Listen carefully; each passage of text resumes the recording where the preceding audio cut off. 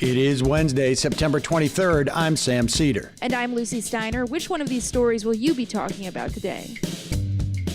World leaders came together, sort of, but not really, at this year's United Nations General Assembly. Donald Trump treated the occasion like another campaign rally. Meanwhile, will Democrats pack the Supreme Court if they win power? Joe Biden is keeping his cards close to his chest. And lastly, we know there are loud and obnoxious ones, but are there any shy Trump voters out there? A new survey says not so much. You're listening to Majority.fm's AM Quickie, and these are the stories you need to know.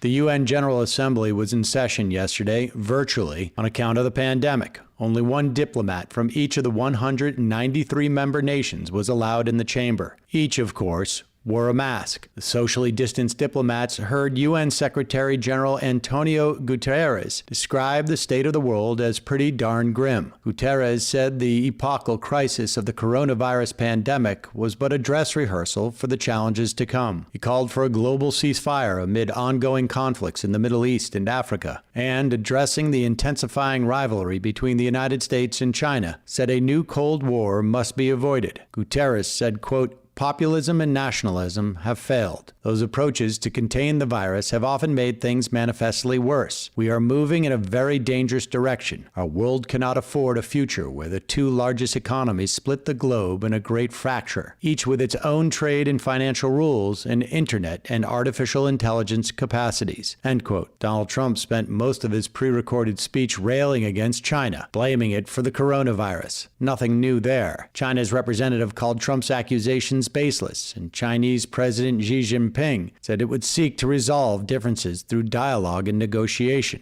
Xi also called for a green revolution and said his country would go carbon neutral by 2060, while aiming to see its carbon dioxide emissions peak by 2030. In other speeches, Brazil's President Jair Bolsonaro attacked critics of his environmental policies, which are causing the rapid destruction of the Amazon rainforest. Russia's Vladimir Putin said he wanted to discuss global cooperation on vaccines. Turkey's Erdogan called for dialogue to resolve his country's standoff with Greece over energy resources in the Mediterranean Sea. And Cuba's President Miguel Diaz-Canel Bermudez accused Trump of promoting trade wars, adding that the U.S. has, quote, "an abundance of practically uncontrolled expressions of hatred, racism, and police brutality," end quote. Now, please tell us something we don't know.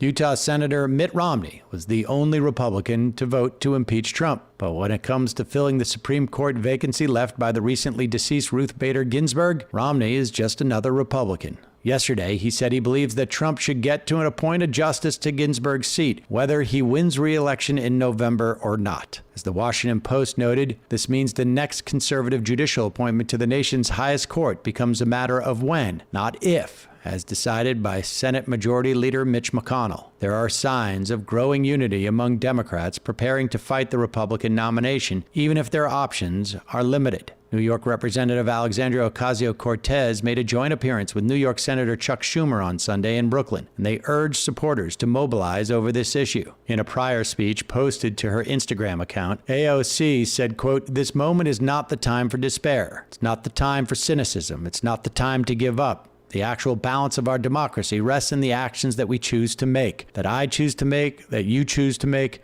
that every single individual chooses to make between now and Election Day," end quote. Meanwhile, Democratic presidential nominee Joe Biden faced questions about the court vacancy during a campaign stop in Wisconsin on Monday. Asked if he would support a strategy of packing the court with additional justices should Democrats take control of the White House and Congress next year, Biden punted. Told a local TV news reporter, quote, "It's a legitimate question, but let me tell you why I'm not going to answer that question. Because it will shift all the focus. That's what Trump wants. The discussion should be about why he is moving a direction that's totally inconsistent with what the founders wanted." Because Biden has previously opposed court packing, some are interpreting this answer as a signal that he might now be open to the idea. We shall see, if we're lucky. Majority.fm's AM Quickie is fueled by JustCoffee.coop. Just Coffee is a worker-owned coffee roaster based in Madison, Wisconsin that has sponsored the Majority Report for nearly a decade. Check out their collection of fair trade roasts, including our own Majority Report blend. And regardless of what you order, receive 10% off your order when you use the code MAJORITY at checkout. And all shipping is free. That's coupon code MAJORITY at JustCoffee.coop.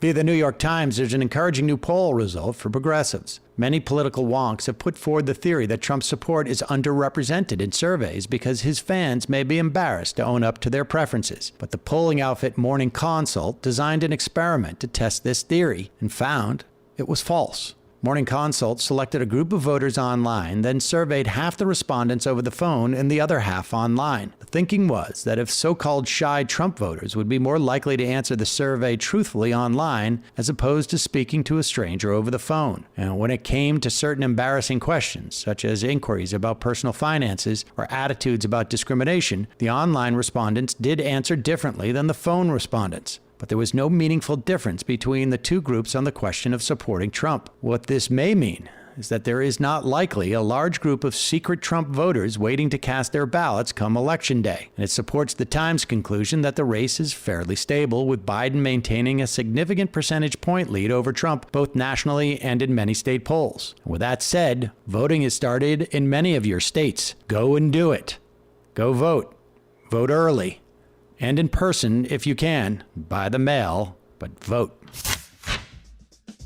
And now for some quicker quickies. Quicker quickie. An investigation by BBC News and the International Consortium of Investigative Journalists found that gold from a refinery used by organized criminal networks also made its way into the supply chains for smartphones and cars. Investigators concluded that the Dubai-based trader Kolati was buying gold from criminal networks. The U.S. Treasury was aware of the problem but never took action, and so tons of illegal gold wound up in components made by Apple, Amazon, and General Motors. More business as usual. The CARES Act, which Congress passed earlier this year, gave the Pentagon $1 billion to, quote, prevent, prepare for, and respond to coronavirus, end quote.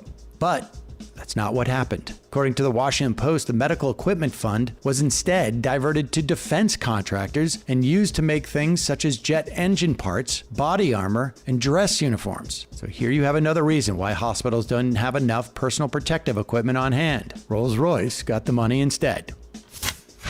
Louisville, Kentucky Mayor Greg Fisher yesterday declared a state of emergency, giving him power to set curfews and other restrictions. It's all on account of the potential for unrest following an announcement in the Breonna Taylor case, which is expected soon. To be clear, no announcements have been made at the time of the emergency declaration. City leaders apparently expect big protests when Kentucky Attorney General Daniel Cameron announces whether police will face charges for Taylor's killing. I guess city leaders assume no charges will be filed. Otherwise, why would they expect unrest?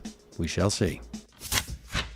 Shout-outs to Berlin, Bristol, Cape Town, Durban, London, Los Angeles, Milan, New Orleans, New York, Oslo, Pittsburgh, and Vancouver. Those are the 12 cities that yesterday pledged to divest from fossil fuel companies in an effort to fight climate change. They're hoping other major investors will follow suit.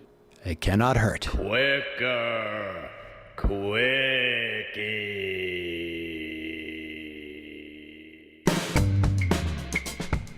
That's all for the AM Quickie. Join us this afternoon at noon live for the Majority Report, and then later as a podcast.